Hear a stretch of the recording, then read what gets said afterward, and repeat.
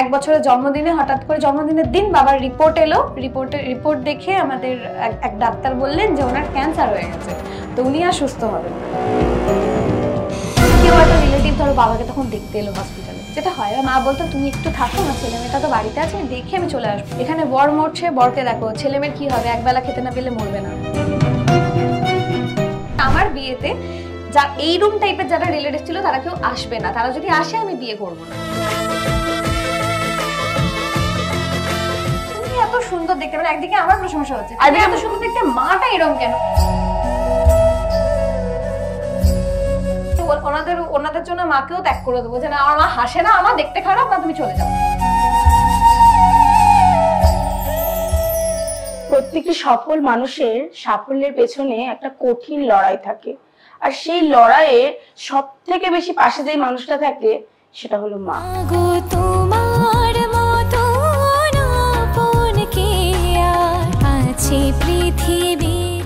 আজ আমি রয়েছি আপনাদের সকলের প্রিয় সঙ্গীত শিল্পী দেবলীনা নন্দীর বাড়িতে, এবং তার জীবনেরও অনেক কঠিন পরিস্থিতি এসেছে এবং সেই সমস্ত কঠিন পরিস্থিতি সে পার করে সাফল্যের চূড়ায় একটা সময় এসে পৌঁছেছে।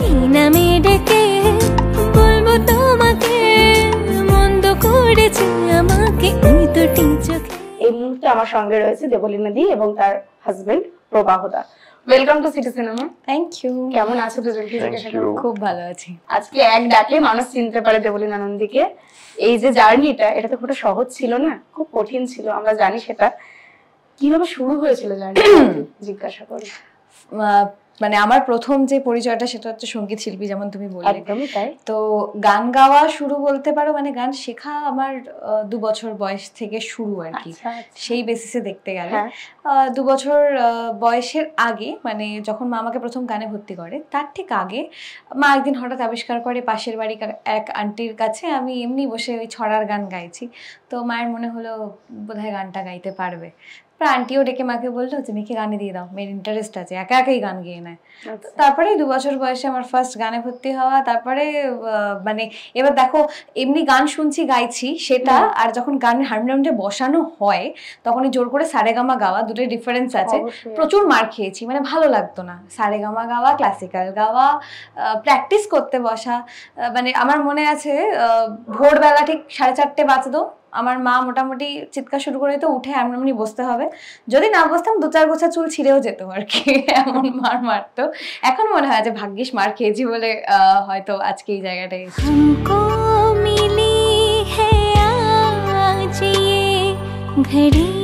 একটা স্ট্রাগলের কথা আমরা জানি, হ্যাঁ যদি সেটা একটু ছোট্ট করে বলো যে সেটা। হ্যাঁ, স্ট্রাগলের কথা বলতে গেলে তো অনেক কথা আসে, হ্যাঁ অনেক কথা বলা যায় না, ওটাই হচ্ছে ব্যাপার। তবুও আমার যখন থেকে জ্ঞান হয়েছে, মানে যখন থেকে বুঝতে শিখেছি, আমার মা বলে বা বলো বাবাও বলে যে আমি একটু বেশি বুঝি, এও বলে। তো বেশি বুঝি কোন জিনিসটা, সেটা ডিপেন্ড করে সব জিনিস। তো ঠিক তেমনই আমার যবে থেকে জ্ঞান হয়েছে বলতে পারো, মানে আমার ভাই তখনও হয়নি, আমার তার আগে থেকে, মানে ভাইয়ের আমার 5 বছরের ডিফারেন্স। তো তার আগে থেকেই দেখতাম বাবার মাঝে মধ্যেই হয় না, অফিস যেতে পারতো না, জ্বর, ঘাড় ঘোরাতে পারতো না, ঘাড়ে একটা সমস্যা, মানে বাবাকে আমি ছোট থেকেই অসুস্থ দেখেছি। তো ট্রিটমেন্ট বাবার একটা ব্যাপার ছিল যে ওই হয় না যে নেগলেক্ট করা ব্যাপারটা, মানে লাইক ঠিক আছে চলো দেখা যাক, যা হবে হবে, একটা নিজের মতো ওষুধ খেয়ে নি, একটা ব্যথার ওষুধ খেয়ে নি, বাবা এটা করতো। মা যতই বলুক ডাক্তারের কাছে যাও, যেত না। তো ওখান থেকে আরো ব্যাপারটা বেড়েছিল। তো যখন ভাই হয়ে গেল, মোটামুটি আমার যখন প্রায় ধরো 5 বছর, আমার 5 বছর না, আমার 7 বছর মতো বয়স, ভাইয়ের 2 বছর বয়স, তখন বাবা পুরো বিছানাতে একদম শয্যাশায়ী। মানে বোন টিভি হয়েছিল শিরদাঁড়ার, এবার সেটা ক্ষয়ে গিয়ে এমন একটা সিচুয়েশন হয়েছিল যে বাবা বিছানা থেকে উঠতেই পারতো না। ঠিক আছে, তার সাথে তোমার পাইলস, মানে যে লেভেলে, মানে ডেইলি বাবা 4 বালতি 5 বালতি করে ব্লাড বেরিয়ে যেত, দেওয়া হতো আবার বেরিয়ে যেত, এরকম। মানে পায়খানার সাথে একদম যেমন হয় আর কি, মানে অসুস্থ, মানে বাড়ির সিচুয়েশনটা বড্ড অদ্ভুত একটা হয়ে গেছিল। ঠিক আছে, তো আমি বাবাকে আগে করেই অসুস্থ দেখে এসেছি। তো আমি জানতাম না যে বাবা কোনোদিন সুস্থ হবে, কারণ ডাক্তাররাও হাত তুলে দিয়েছিল যে এই মানুষটাকে সুস্থ করা ইম্পসিবল, কিছু বাদ ছিল না। একদিন তো এরকমও আছে, আমি আমার জন্মদিন তারপর থেকে সেলিব্রেট করা বন্ধ করে দিয়েছিলাম, তারপরে এখন আবার করি। সেটা হচ্ছে 1 বছরের জন্মদিনে হঠাৎ করে জন্মদিনের দিন বাবার রিপোর্ট এলো, রিপোর্ট দেখে আমাদের এক ডাক্তার বললেন যে ওনার ক্যান্সার হয়ে গেছে, তো উনি আর সুস্থ হবেন না, মানে বোন টিভি থেকে ক্যান্সার হয়ে গেছে, উনি আর এটা কাটিয়ে উঠতে পারবে না। তো মানে আমার মনে আছে আমি কেক নিয়ে ফিরছিলাম, আমি মা বাবা ভাইও ছিল তখন, আমরা বাসে করে কেক নিয়ে ফিরছিলাম আর সাথে রিপোর্টটা আমাদের ছিল, ডাক্তার বলেছে যে ক্যান্সার হয়েছে। তো ওই কেকটা সেদিনকে খাওয়া হয়নি, কাটা হয়নি, কিছুই হয়নি, মানে কারোর আর সেই মানে জায়গাটাই ছিল না, আমারও কাটতে ইচ্ছা করেনি, কিছুই হয়নি। তারপর থেকে বার্থডে অনেক বছর সেলিব্রেট করিনি, শুধু অপেক্ষা করছিলাম যদি কোনোদিন সুস্থ হয়ে যায়। একদমই। তো এর মধ্যে থেকে গান শেখাটা না, মানে আমার এইটা শুধুমাত্র মায়ের জেদের জন্য, জানো তো। মানে কেন বলছি, আমার সাথে মায়ের প্রচুর ঝগড়া হয়, কিন্তু যখন খুব ঝগড়া হয় মাঝে মধ্যে মনে করি আর কথাই বলবো না, এটা হয়, খুব ঝগড়া হয়, মানে এখনো হয়। তো পরে যখন না মানে সিচুয়েশন গুলো মনে পড়ে, লাইক এখন অনেকে আছেন যারা সবাইকে বলে যে আমি দেবলীনা নন্দীকে ছোটবেলায় গান শিখিয়েছি, বা আমি দেবলীনা নন্দীর সাথে ছোটবেলায় তবলা বাজিয়েছি, সামথিং লাইক দ্যাট। আমার স্টুডেন্ট ছিল, আমার ছাত্রী ছিল, এরকম অনেকে বলে বেড়ান, কিন্তু তারা একটা সময় বিশ্বাস করতে চাইতেন না যে আমাদের সত্যি টাকা পয়সা বা আর্থিক প্রবলেমটা চলছে। কেন, আমি এর আগেও অনেকবার বলেছি যে পাশের বাড়ির 2-4টে ফ্যামিলি ছিল, ইভেন আমার আকাশ স্যার একজন ছিলেন, এই কয়েকজন মানুষ না প্রচন্ড পরিমাণে হেল্প করেছে। মানে মাসের যে চালের একটা বস্তা দিয়ে যাওয়া, একটু আলু দিয়ে যাওয়া, একটা ম্যাগির প্যাকেট দিয়ে যাওয়া, একটু মুড়ি দিয়ে যাওয়া, এগুলো ওই 3-4টে ফ্যামিলি তখনও করেছে, এখনো মানে হয় না খোঁজ খবর রাখা, ওটা করে, এখনো করে। মানে আমার বাড়ি যেখানে হরিনাবিতে, ওখানে এখনো করে। তো এই কিছু কিছু টিচার ওই সময়টা, মানে তখন আমি অ্যাকচুয়ালি প্রথমে হচ্ছে পুরো সাউথ কলকাতা, মানে প্রপার যেটা তোমার নাকতলাতে থাকতাম, ওখান থেকে যখন আর দেখলাম আর ভাড়া বাড়ি আর ভাড়া টানা যাচ্ছে না, তখন মা চলে গেছিল হরিনাবিতে। বাবার অনেক বছর আগে একটা জায়গা কেনা ছিল, ওখানে জাস্ট বেড়ার ঘর করে আমরা শিফট করি। তো ওখানে যাওয়ার পরে ওনাদের একটা বক্তব্য, না কলকাতা থেকে এসছে মানে প্রচুর টাকা আছে, এরকম একটা বক্তব্য। তখন ওটা একদম পিওর, একদম গ্রাম ছিল, গ্রাম্য পরিবেশ পিওর। মানে এখন যেমন তুমি ওখানে গেলে মনে হবে ঠিক আছে কলকাতারই একটা সাইড, কিন্তু ওই টাইমটা আমরা যখন গেছি গোনাগিন্তি কয়েকটা বাড়ি আর জঙ্গল ছিল, বুঝেছো তো, মানে এরকম একটা সিচুয়েশন, পিওর গ্রাম ছিল। তো তখন দাঁড়িয়ে ওনারা লিটারালি মায়ের উপর প্রেশার ক্রিয়েট করতো, আর মাকে যত রকম ভাবে অপমান করা যায় চেষ্টা করে যেত। আমি একদিন মাকে বললাম, মা আর হবে না, গান গাইবো না আমি। তখন আমার ধরো 9-10 বছর বয়স। আমি বললাম, গান আমি গাইবো না, আমার ভাল লাগে না, এই যে তোমাকে কথায় কথায় কথা শোনা ভাল লাগে না। আর সেদিনকে মা বলেছিল যে এই যে গাইবো না, হবে না, করবো না, এটা বলবি না, বাকিটা আমি বুঝে নেবো, তুই এখন কর, তুই তোর জায়গায় স্ট্রিক্ট থাক, ঠিক সময় আসবে এদেরকে উত্তর দেওয়া। ওই টাইমটাতে মাও হাল ছেড়ে দেয়নি বলে হয়তো আমি ছাড়িনি, মা হাল ছেড়ে দিলে আমাকেও ছেড়ে দিতেই হতো। আমার আজকে দেবলীনা নন্দীকে আমরা দেখতেই পেতাম, ওইটাই একটা ব্যাপার।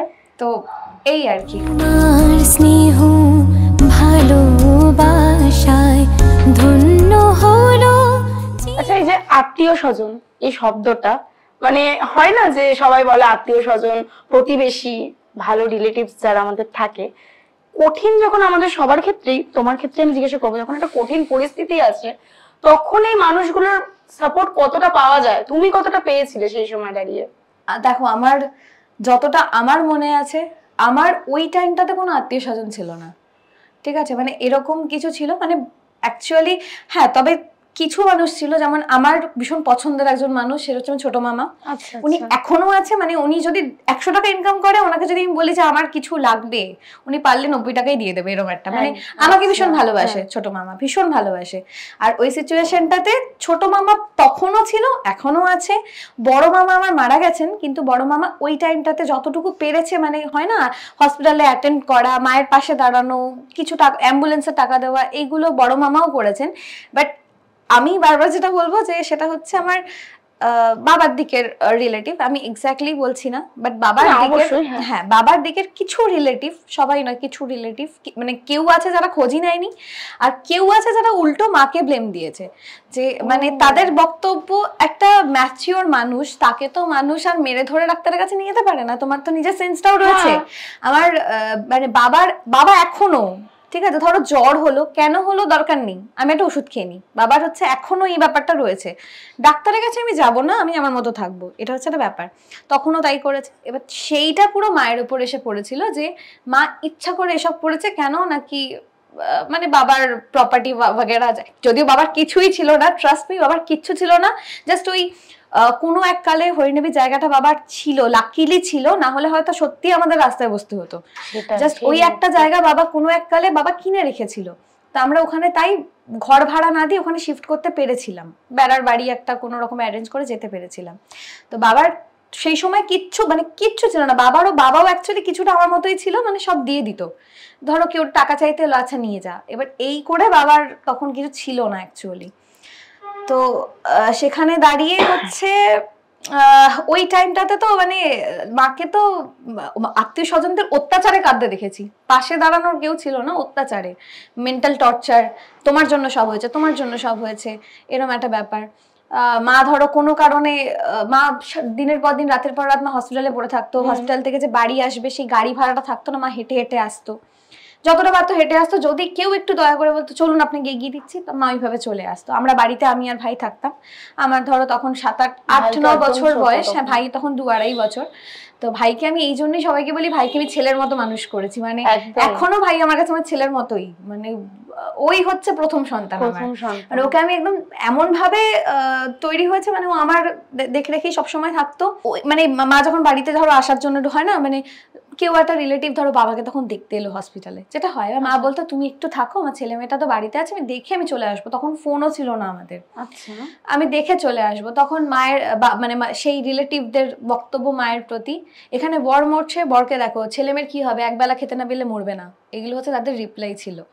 তো তাদের জন্য মাকে কাঁদতে দেখেছি, এটা হচ্ছে ব্যাপার। তো আত্মীয় স্বজন ওয়ার্ডটাতে ওই মানে ঠিক আছে, পার্সিয়াল ভাবে দেখতে গেলে হয়তো মামাদের জন্য বলবো যে না ঠিক আছে, আত্মীয় স্বজন কিছু আত্মীয় স্বজন আছে যারা অসময়ে কাজে লাগে, আর বেশিরভাগটাই লাগে না। তবে পাড়া প্রতিবেশী আমি আগাগোড়া ভীষণ ভালো পেয়েছি, মানে আমাদের পাশে 3-4টে ফ্যামিলি এখনো অব্দি বলছি না, জ্বর হয়ে পড়ে থাকলে তারা এসে ঘরে রান্না বান্না করে ঘরের একদম উদ্ধার করে দিয়ে চলে যাবে। এখনো পাড়া প্রতিবেশীটা ভালো, মানে হরিণেবিতে যাওয়ার পরে মা প্রচন্ড সাপোর্ট পেয়েছে, এটাই হচ্ছে একটা ব্যাপার। এই যে আজকে তো তোমার এতটা জনপ্রিয়তা, সেখানে দাঁড়িয়ে যে আত্মীয় স্বজনদের কথা বললে এখনই যে এরকম করতো, তারা এখন খোঁজ খবর নেয়? স্বাভাবিক। আমি একটা কথা বলছি, শোনো, আমার বিয়ে হওয়ার আগে অব্দি তাদের সাথে আমার কথা, মানে আমাদের কথা হতো, আমি কারোর সাথে কথা বলতাম না, কারণ তারা একটা টাইমে মাকে ভীষণ অপমান করেছে। আমার মাকে যদি বাই এনি চান্স বাবা কখনো কথা শুনিয়ে দেয়, বাবার সাথে কথা বলতাম না আমি, মানে আমার মাকে কেউ কিছু বললে সেটা আমার পছন্দ নয়। তো যখন মানে এরকম দেখেছি, আমি লিটারালি কথা বলতাম না, আমার মায়ের বক্তব্য ছিল তার আত্মীয় স্বজন কথা বলতে হবে, বা এরকম তা বলে নয় যে সিনিয়র মানুষ দেখা হলো পাতা দেবো না, এরকম করতাম না। আমার মায়ের আগে ওরা রয়েছে, বড় কাউকে দেখা মানে তুমি পায়ে হাত দিয়ে প্রণাম করো, এইটা আমি রাস্তাঘাটে দেখতে পেলাম প্রণাম করা, এগুলো আমি ঠিক আছে চলো, কিন্তু আমি কথা ওরকম ভাবে আমাদের লিঙ্ক ছিল না। কিন্তু আমার একটা বক্তব্য ছিল যে আমার বিয়েতে যা এই রুম টাইপের যারা রিলেটিভ ছিল তারা কেউ আসবে না, তারা যদি আসে আমি বিয়ে করব না, এটা আমার একটা বক্তব্য মায়ের কাছে ছিল। আমি তুমি ফোন করো, খাতির করো, যা ইচ্ছা করো, কিন্তু আমার বিয়েতে যারা এই যে মানে আমি বলছি না, আমার প্রফেশনটাকে তুলেও অনেক কথা এরা বলেছে। যখন আমার সবে সবে গান শেখা, স্টেজে পারফর্ম করা, স্টেজ পারফরমেন্স নিয়ে অনেকের একটা অনেক মতামত থাকে, অনেক মানে নর্মালি একটা স্টেজ সিঙ্গার সেই নিয়ে অনেকের অনেক নেগেটিভ কমেন্ট থাকে। তো সেখানে আত্মীয় স্বজনরাও বলেছে, এগুলো আমি কানেও পেয়েছি, শুনেওছি, ইভেন তাদের জিজ্ঞেস করার পরে বলেছে হ্যাঁ আমি টিআরকি মেরে বলেছি। আমি জানি না যে কি করে নিজের রিলেটিভকে নিয়ে এগুলো বলা যায়, বাচ্চা মেয়ে, তখন তুমি অনেক ছোট, মানে তখন 12-13 বছর 14 বছর বয়স, এই নিয়ে কি করে বলতে পারে আমি জানি না।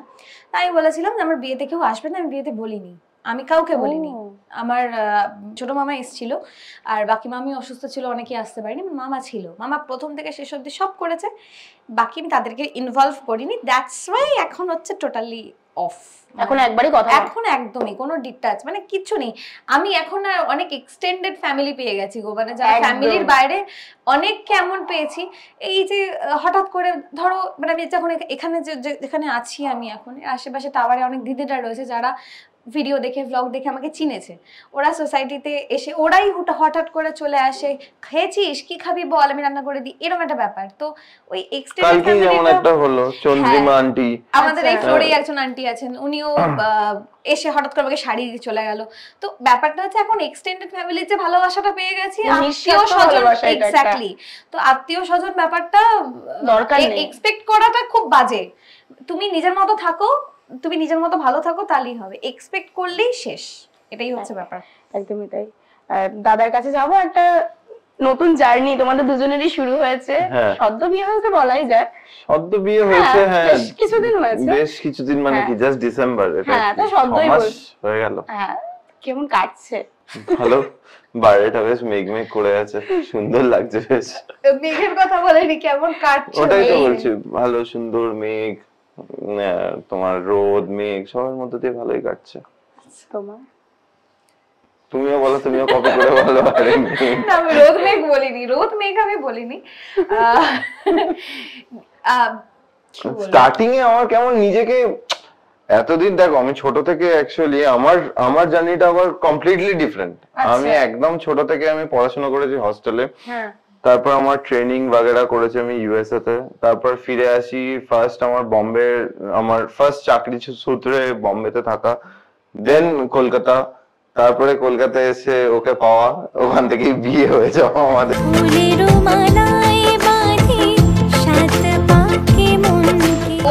তোমাদের কিভাবে হয়েছে? অনলাইনে, মানে ও আমাকে না ইনস্টা, মানে ও আমাকে বার্থডে উইশ করেছিল, তারপরে কথা বলা শুরু হয় আর কি, এরকম। মানে আমি ফ্যান হিসেবে মানে কি তখন মানে কেমন একটা ছিল যে লাইক এরকম ছিল যে like happy birthday, many many happy Returns of the day, তোমার আমি গান শুনি, আমি তখন কিন্তু আমি ওকে ফলো করতাম না, কিছুতেই ফলো করতাম না, বাট আমি গান শুনতাম। হ্যাঁ, আমি চিনতাম যে বলি না বলে একটা ভালো দেখতে একটা মানে একটা গান টান গায় ভালো, মানে এরকম না। এবার আমার জন্মদিনের দিনকে আমি মোটামুটি চেষ্টা করি সবাইকে রিপ্লাই করার। আচ্ছা, এবার তো ওকে যখন রিপ্লাই করলাম, ও আবার আরেকটা বড়সড় মেসেজ এসেছিল যে মাই গড ইউ জাস্ট রিপ্লাইড, মানে ও আচ্ছা, ওটা বলতে হয় না মানে আচ্ছা ঠিক আছে বলতে হয়। তো তারপরে হচ্ছে আমি যেহেতু নন্দী সারনেম দেখলাম, আমারও একটু ইন্টারেস্ট হলো যে আমার কি কোনো রিলেটিভ হয় না। তো আমি আবার আর মুখটা গোল গোল, আমারও মনে হচ্ছে যে দেখে আমার কি কেউ হবে আমার মতো দেখতে লাগছে অনেকটা, এরকম একটা ব্যাপার। তা আমি ওকে বারবার প্রথমে তুমি কি আমার কোনো দাদা, কন্টিনিউ প্রায় 1.5 থেকে 2 মাস জিজ্ঞাসা করো, জাস্ট আমি জিজ্ঞেস তুমি কি আমার কোনো দূর সম্পর্কের দাদা? আমি মাকে জিজ্ঞেস করলাম চন্দননগরে কোনো দাদা আছে? আমার তো হ্যাঁ, পিসি টিসি আছে, কিন্তু আমি বললাম রে এটা কি দাদা বেরোবে? ওকে আমি কন্টিনিউ বললাম তুমি দাদা, আমার এরকম কোনো বোন টোন নেই। এবার তারপরে নন্দীরা জেনারেলি প্রচুর বড় হয়, মানে অনেক বড়, চন্দননগরে তো বেশিরভাগ নন্দী। এবার যখন কথা বলা শুরু হলো, এগুলো শুরু করলো, আচ্ছা ঠিক আছে চলো হলো। এবার হতে হতে তারপর একদিন যখন মোটামুটি বুঝলাম যে চলো লাইক করছি, দুজনকে লাইক করছি। মানে ততদিন কি দেখা হয়েছে নাকি অনলাইনে? আমাদের অনেকদিন শুধু, কেন ও তখন বম্বেতে ছিল, আমি তখন বম্বেতে থাকতাম, এক ভিডিও কল ফোর্সফুলি করতে হচ্ছিল, মানে লাইক আমি বলতে পারছি না ভাই তুমি রিয়েল না ডুপ্লিকেট, একদম আমি তোমার একটা ইনস্টা প্রোফাইল দেখছি, আমি কি করে বুঝবো তুমি অরিজিনাল না? আমি ওকে একদিন বললাম যে তুমি যদি আজকে ভিডিও কল না করেছো, আমি যদি তোমার মুখটা দেখতে না পেরেছি, আমি আর জীবনে কথা বলবো না। আমি বললাম ঠিক আছে আর করেনি। আমি আমার এখনো মনে আছে সেদিন দুপুরবেলা আমি ফ্লাইট করে এসে যেমন ল্যাদ খেয়ে মানুষ হয়ে থাকে, আমি ল্যাদ খেয়ে শুয়ে আছি, তারপর ও দেখি বাবা সেজে গুজে শাড়ি পরে, হ্যাঁ শাড়ি টাড়ি পরে, সেটা কি আমি এরকম ভাবে নিজের বাড়িতে পরার জামা কাপড় এরকম গুটি টুটি, হ্যাঁ কেমন আছে ভালো আছে, হ্যাঁ ঠিক আছে রাখো রাখো, তো শাড়ি টাড়ি পরা একটা কেমন একটা হয়তো বাড়িতে জামা প্যান্ট, শিওর হলাম ঠিক আছে মানুষটা এক্সিস্ট করে, তখন বুঝলাম যে এই মানুষ কত এডিট করবে, ঠিক আছে। আমি ওকে অনেকবার জিজ্ঞেস করেছি, মানে এবার আমার খালি মনে হতো যদি ডুপ্লিকেট প্রোফাইল হয়, আমি অনেকবার দেখলাম ফটোগুলো তোমারই তো, রিয়েল তো, তখন ওই কি করা শুরু করলো না, ও তখন কি করা শুরু করলো, রিঅ্যাক্ট করি না, এক্সকিউজ মি মিস, বিয়ের পরে আমি রিঅ্যাক্ট করি না। তো এইবারে তখন কি করা শুরু হলো, তখন ও বাড়ির সবার, মানে এটা আমার মা, এটা আমার বাবা, এটা আমার ভাই, এটা এই সময়ের ছবি বলে পাঠাতে শুরু করলো, মানে ঠিক আছে চলো রিয়েল। তারপরে ফোন নাম্বার নেওয়া হয়েছে, হ্যাঁ হোয়াটসঅ্যাপে ভিডিও, তো মানে তখন যা ছিল অনলাইনে ছিল মোটামুটি অনেক দিন, প্রায় 6-7 মাস আমরা শুধু অনলাইনেই কথা বলেছি। এবার ওর সাথে কথা বলার আগে, মানে ওর সাথে যখন আমার কথা বলা শুরু হয় তার ঠিক 3 মাস আগে আমারও ব্রেকআপ হয়েছে, ওরও ব্রেকআপ হয়েছে, বুঝতে পেরেছো? এবার দুঃখ দর্দের কথা ডিসকাস করা হতো, কি করে হলো গো, কেন হলো গো, এই করতে করতে মানে জাস্ট এইটাই করতে করতে জানলাম যে কেন হলো, ওকে জিজ্ঞেস করতাম তোমার কেন হলো, এবার এই করতে করতে ব্যাপারটা এই হলো। তো হঠাৎ করে তোমার 6-7 মাস 8 মাস ভালো কথা হচ্ছে, হওয়ার পরে এবার এ না মানে কি বলবো, মাঝে মধ্যে ঘেটে যায়, ঠিক আছে? এখন ঘেটে গেলে কি করে বলো তো, দরজা বন্ধ করে আমার 5 মিনিট সময় লাগবে, আমি একটু আলাদা থাকবো, এটা হচ্ছে ওর এখনের ঘেটে যাওয়া। 5 মিনিট দেওয়াই যায়, 5 মিনিট স্পেস দেওয়াই যায়। তখনের ঘেটে যাওয়াটা অন্যরকম ছিল। তখনের ঘেটে যাওয়া মানে কি, ও যখন কিছু ডিসাইড করতে পারছে না কি করবে বা বুঝতে পারছে না, ও আউট অফ নোওয়্যার আমাকে সব জায়গা থেকে তখন ব্লক করে দিল হঠাৎ। আমাকে কিছু বলেও নি, ঠিক আছে, কিচ্ছু না বলে হঠাৎ ব্লক করে দিল। আমার তখন ইগোতে লেগেছে, আমাকে ব্লক করে দিল, এরকম একটা ব্যাপার, প্রচন্ড ইগোতে লেগেছে। প্রচন্ড ইগোতে লেগেছে, আমার ভীষণ মাথা গরম হয়ে গেছে। তখন মাকে বললাম যে বা ছেড়ে দাও, আমি আর প্রেম টেমের দিকে যাবো না। প্রথম থেকে জানতো বিষয়টা? আমার যখনই মানে কি বলবো, মানে আমার ধরো নর্মালি কারোর সাথে কথা বলছি, সেটা ছেলে হোক মেয়ে হোক, কোন নতুন মেয়ে বান্ধবী হলো বা ছেলে বন্ধু হলো, সেটাও মাকে বলি আমি। এবার ও যেদিনকে বার্থডে উইশ করে, তখন আমি শো থেকে ফিরছিলাম। এবার আমার মনে আছে যখন উইশটা এলো, আমি গাইতে বললাম, মা এটা পাইলটের প্রোফাইলটা আমার সাথে ছবিটা দেখাচ্ছে, প্রোফাইলটা লক করা, আমাকে না বার্থডে হ্যাপি বার্থডে লিখেছে কিন্তু নন্দী, আমার কি দাদা আছে? তখনই জিজ্ঞেস করলাম। এবার যাই হোক, তখন থেকে এবার তখন পাপাইদা গাড়ি চালাচ্ছিল, পাপাইদা বলছে হ্যাঁ এবার প্লেনে করে উড়বে, এরকম করে জাস্ট পেছনে লাগালাগি হচ্ছিল। তো ঠিক আছে, তখন থেকে বুঝে গেছিল। পাপাইদা তো ভবিষ্যৎবাণী করে দিয়েছিল, জানি না কি করে। তো এবার ব্লক করে দিল, ঠিক আছে। এবার আমার ভীষণ ইগোতে লেগেছে, মাকে বললাম, মা এবার আমি যেভাবেই হোক বিয়ে করবো, তুমি ছেলে দেখো, প্রেম টেম আমি করবো না।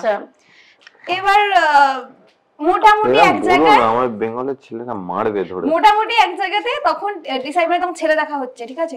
মোটামুটি এক জায়গাতে জাস্ট হলো কি, তখন ব্লগ থেকে খুলেনি, ও খুলেছে কিনা আমি দেখিনি। ও আচ্ছা, এবার মানে আমি কথা বলবো না ওর সাথে, এরকম একটা সিচুয়েশন আমার প্রচন্ড ইগোতে লেগেছে। তা মোটামুটি একটা ছেলে দেখা কমপ্লিট হলো, যে একটু কথা টথা বলে যদি এগোনো যায়। তার মধ্যে আমার একটা মিউজিক ভিডিও বেরোলো, হচ্ছে তুমি যে আমার। আচ্ছা, দেখবে বিয়ের একটা ছবি ফেক পোস্ট করেছিলাম ওই টাইমটাতে, যেটা সবাই ভেবেছিল কংগ্রাচুলেশনস লিখছিল, বিয়ে হয়ে গেছে। তো ওইটা যখন পোস্ট করলাম, তখন দেখলাম ও একটা মেসেজ করলো আমাকে যে I am really very sorry, আমার তোমার সাথে কথা বলা উচিত ছিল, আমি অ্যাকচুয়ালি ঘেটে গেছিলাম, পারলে ক্ষমা করে দিও, আর তুমি নতুন জীবন শুরু করেছো, সুখে থেকো, হ্যান ত্যান অনেক বড়। মানে তুমিও ভেবেছিলে বিয়ে হয়ে গেছে? এবার একটা সুন্দর মেসেজ এলো, সুন্দর করে আমি গুছিয়ে মেসেজ লিখলাম, গুছিয়ে একটা বড় সরো মেসেজ লিখলো। আমি মেসেজটা সিন করলাম, আমি লিখিও খুব ভালো, আমি মেসেজটা সিন করলাম, আমি করে রিপ্লাই করিনি, 2 দিন রাখা ছিল, ঠিক আছে। আমি দেখলাম ছবিটা দেখা যাচ্ছে, কি ভাবাচ্ছেন নাকি? ও তো ছবিটা দেখা যাচ্ছিল, মানে ও আমাকে আবার রিব্লক করেনি আর কি, বুঝেছো তো। আমি বুঝলাম যে ঠিক আছে। 2 দিন পরে আমি থ্যাংক ইউ লিখলাম, তো আমি থ্যাংক ইউ লেখার পরে মোটামুটি আধা ঘন্টার মধ্যে ওর আবার একটা এরম মেসেজ এলো, মানে জাস্ট হাতটা দিয়ে এরকম, ঠিক আছে। আমি ওটা আবার সিন করে রেখে দিলাম। এইবার তার মানে এই ঘটনাটা ঘটে যাওয়ার মোটামুটি 1 সপ্তাহের মাথায় আমার গানটা বেরোলো, ফাইনালি পুরো গানটা বেরোলো। ও তখন বুঝতে পারা গেছে। এবার শোনো, যেদিনকে গানটা বেরিয়েছে, সরি, তার একদিন পরে ওর বাবার জন্মদিন ছিল। আচ্ছা, মানে আমাদের যেদিন বিয়ে হয়েছে 10 ডিসেম্বর, ওটা ওই দিন হচ্ছে বাবার জন্মদিন। আমার লাইফে সবকিছু ভালো কাজ 10 ডিসেম্বরই হয়েছে। এবার বাবার আমার চাকরি পাওয়া, আমার বাবার বার্থডে, আমাদের বিয়ে, সবকিছু 10 ডিসেম্বর। ওর সঙ্গে ফার্স্ট দেখা করা 10 ডিসেম্বর। ও এবার 10ই ডিসেম্বর ও বাবার মানে ওখানে গেছিল, চন্দননগর গেছিল, গিয়ে বাবার সাথে বসে এরকম কথা বলছে, বাবার জন্মদিন সেজন্য গেছিল, এরকম কথা বলছে, খাওয়া দাওয়া করছে। তো করতে করতে বাবাকে বলছে যে এরকম মেসেজ করলাম, আমাকে রিপ্লাই করলো না। তখন বলছে কেন করবে, বিয়ে হয়ে গেছে তো। বাবা বলেছে কেন করবে। তখন বলছি একটা টাইমে তো কথা বলতাম, সেই বেসিস তো রিপ্লাই করবে। তখন মা বলছে আমার না মনে হচ্ছে বিয়েটা হয়নি জানিস তো। তখন ও বলছে তুমি কথা বলো, সত্যি কথা বলো, তুমি কি ওর সাথে কথা বলো? আমি কেন কথা বলতে যাবো? বলছে তুমি কি করে জানলে বিয়ে হয়নি? বলছে আমার মনে হচ্ছে। পরের দিন সকাল 7:30 আমি ঘুম থেকে নর্মালি, আমি যেহেতু মোটামুটি ভোর 5টা অব্দি এডিট ফেডিট করতাম, আমি ঘুমাই একটু 10টা 10:30 অব্দি। সকাল 7:30 থেকে এ ফ্লাইট করে এসছে না, ফ্লাইট করতে বেরোবে। আমার এখনো মনে আছে সেদিন করেছিলাম AI 753 আর 754, হ্যাঁ কলকাতা শিলচর কলকাতা করে এসছো তাই তো। করে এসে 7:30 থেকে ওর ইনস্টাগ্রামে ফোন শুরু হয়েছে কন্টিনিউ। তখন তো নাম্বার নেই আমার কাছে ওর, আমি তো নাম্বারও ডিলিট করে দিচ্ছি কন্টিনিউ। যে কি ভাই, এবার দেখবা তুমি ইনস্টাতে বা মেসেঞ্জারে কেউ কল করলে ভীষণ মাথা গরম হয়, ট্যাং ট্যাং ট্যাং ট্যাং করে একটা বাজে ভাই ইনস্টাতে কল করছে, টুং টুং করে মেসেজ ঢুকছে। আমি নরমালি এর ফোনটা তুললাম, আমি দেখলাম না প্রভাও নন্দী। আমি উঠে বসে বললাম এই ছেলেটা আবার কেন ফোন করছে? মা বলছে আমি কি করে জানবো? আমি বলছি আমি ধরবো না। দেখ না কি বলছে। আমি ধরবো না। আরে দেখ না কি বলছে। মা এরকম করছে পাশে দাঁড়িয়ে, যতক্ষণ না মানে ফোনটা ধরেছি মা পাশে দাঁড়িয়েছে। এবার আমি ওকে বললাম হ্যাঁ বলো, মেসেজে লিখলাম বলো। তখন বলছে তোমার নাম্বারটা দাও, নাহলে এটা আমার নাম্বার, কল ব্যাক করো। আমি কল ব্যাক করিনি, আমি নাম্বার দিলাম, সাথে সাথে ফোন কয়েক সেকেন্ডের মধ্যে, আমি তোমার সাথে দেখা করতে চাই। বলছি আমার সময় নেই। না আই এম সরি। আমি বলছি কিসের জন্য? এবার ব্রিফ করতে বসলো। ও খেটে গেছিল, ওর অনেক চাপ ছিল, এই ছিল ওই ছিল, বুঝতে পারিনি, হ্যাঁ ভুল হয়ে গেছে ওর, মানে কথা বলা উচিত। ও 10 ডিসেম্বর দেখা হলো, ব্যাস তারপরে তো গড়িয়েই গেল, পুরো জল গড়িয়ে গেল, আমি তো বুঝতেই পারিনি গড়িয়ে গেল, উল্টে গেল জল।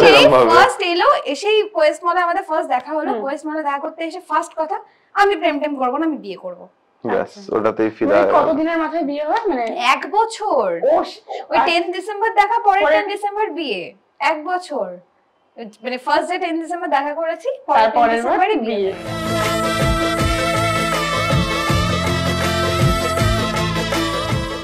প্রথমে গান, তারপর ইউটিউবে আসা একটা ব্যাপার যেটা আছে, তো সেখান থেকে এখন ফেসবুকেও তুমি ভিডিও বানাও, যেটা আমরা দেখতে পাই।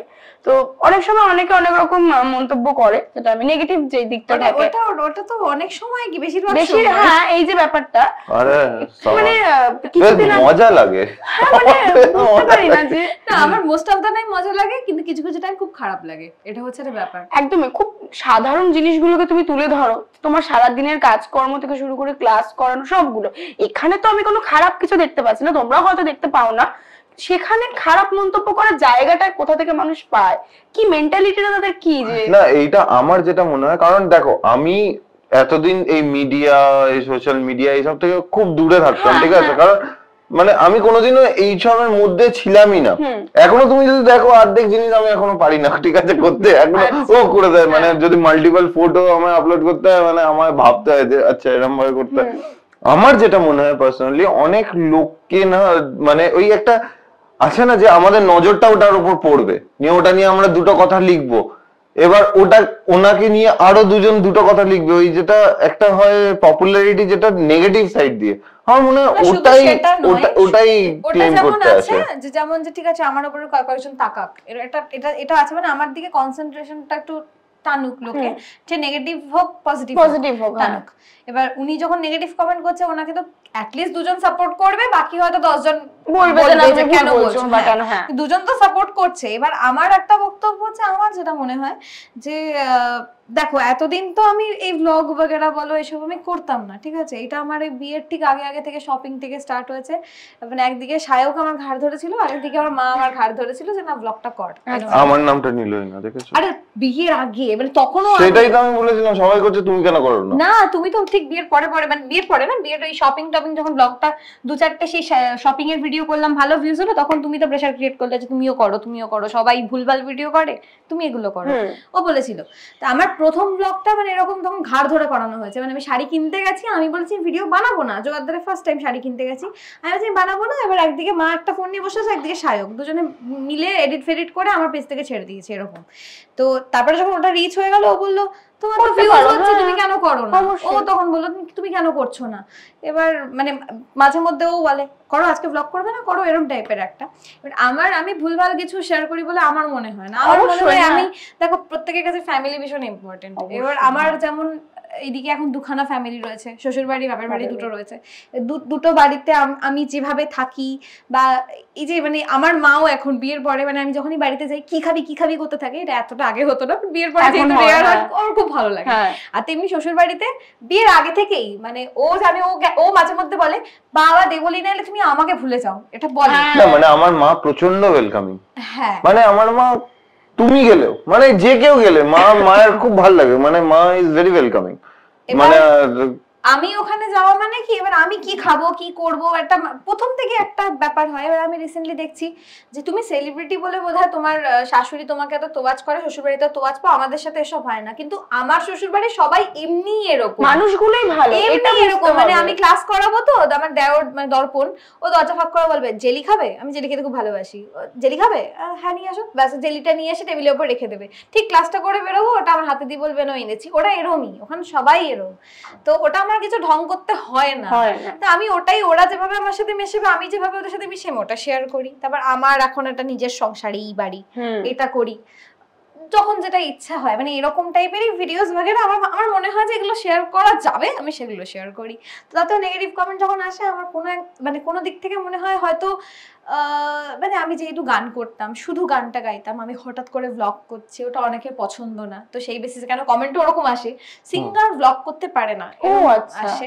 তা আমার তখন ওইটা ওই কমেন্টটা কেমন আসছিল যে এ কেমন বর নিজের বউকে ব্লগ করতে হেল্প করছে, আমি তো 2 মিনিট খুব হেসেছি, মানে হোয়াটস রং কমেন্ট গুলো আমি তাদের কথা চিন্তা করি যে কোথায় লেখা আছে সিঙ্গার ব্লগ করতে পারবে না, আর ব্লগ কি করছি, ডেইলি লাইফই তো করছি, তো যতটুকু শেয়ার করা যায়। তো এই আমার ঠিক আছে, আমি অতটা প্রথম খুব আপসেট হয়ে যেতাম, ও জানে, আমার বন্ধু বান্ধবরাও জানে, সবাই বলতে পারে ভাই ছেড়ে দে, যত মাথায় রাখবি আর হবে না। আমি তোকে বলেছি ইগনোর, জাস্ট ইগনোর। আমি এখন আর পাত্তা দিই না, আমার যতটুকু মনে হয় যে ঠিক আছে শেয়ারেবল, আমি ততটুকু শেয়ার করি, বাকি যা পারে বলে আমার জাস্ট ওই হয় না। কিছুদিন আগে দেখছিলাম কাকিমাকে নিয়ে অনেকের অনেক রকম মাকেও ছাড়ে না, হ্যাঁ এটা এই ভিডিওটা বেসিক্যালি আমি দেখেওছিলাম, এক একজন কমেন্টে একটা মহিলা আমাকে বলছে তুমি এত সুন্দর দেখতে, মানে একদিকে আমার প্রশংসা হচ্ছে, তুমি এত সুন্দর দেখতে, মাটা এরকম কেন? আরে ভাই তুমি আমার মাকে নিয়ে বলছো, আমার কি ভালো লাগবে নাকি? একদমই না, খারাপ লাগবে। তুমি আমার মা শাশুড়ি মার মধ্যে তুলনা হবে, এটা তো মানে দুজনেই মা, আমি কেন দুজনের মধ্যে তুলনা করতে হবে? দুজনেই মা, মানে একজন ওর মা, এখন আমারও মা, আর একজন আমার মা, সেও দাদারও মা, একদম। এবার দুজনেরই মা, আমরা কেন মায়েদের মধ্যে যাচাই করতে যাবো? হ্যাঁ, এবার দুজনের পার্সোনালিটি আলাদা, একজন সারাক্ষণ হাসে, একজন এত কিছু ফেস করে এসছে, চুপচাপ থাকতে আমাদের শরীর খারাপ থাকে, এবার একটু চুপচাপ থাকা পছন্দ করে, এবার ওই নিয়েও কেন হাসে না? আমি কি করবো, মানুষটা যেমন তেমনই, এটা তো পাল্টানো যাবে না। এবার কি বলবো, মানে ওনাদের জন্য মাকেও ত্যাগ করে দেবো, যে না আমার মা হাসে না, আমার দেখতে খারাপ না, তুমি চলে যাও, আমি অন্য মা নিয়ে আসবো না, এরকম করতে হবে। তাহলে সুন্দর দেখতে মা আমি তাহলে কিনে নিয়ে আসি। অদ্ভুত যে মানে কেন যে মাকে নিয়ে লোকে এত জাজমেন্টাল হয়ে যায় বুঝতে পারি না। মা তো রিপ্লেস করা যায় না, তাদেরও তো মা আছে। আমার এটাই আমার প্রথম বক্তব্য, মেবি নেই হয়তো, তাই সেটাই, মানে মাকে নিয়ে মা কি দেখা নিয়ে কি মা হয় আমি জানি না। আমার এই ঠিক আছে চলো আমরা জাস্ট ছেড়েই দিয়েছি, তাই না? একদমই তাই, যে যা বলছে আমাদের এত টাইম নেই, এত টাইম আমাদের সত্যি নেই, সত্যিই তাই। লাস্ট কয়েকদিন ধরে এটাই হচ্ছে, ওর সাথে আমার আজকেই বোধহয় ঠিক করে দেখা হলো, আজকে অফ আছে বলে, আমারও অফ আছে বলে, মানে আমাদের ধরো ঘন্টা খানেকের জন্য দেখা হয়, এরকম হচ্ছিল। মাঝখানে পরপর আমার কাজ চলছে, আমি বাড়ি ঢুকছি 4টার সময়, ও বেরিয়ে যাচ্ছে 4:30টার সময়।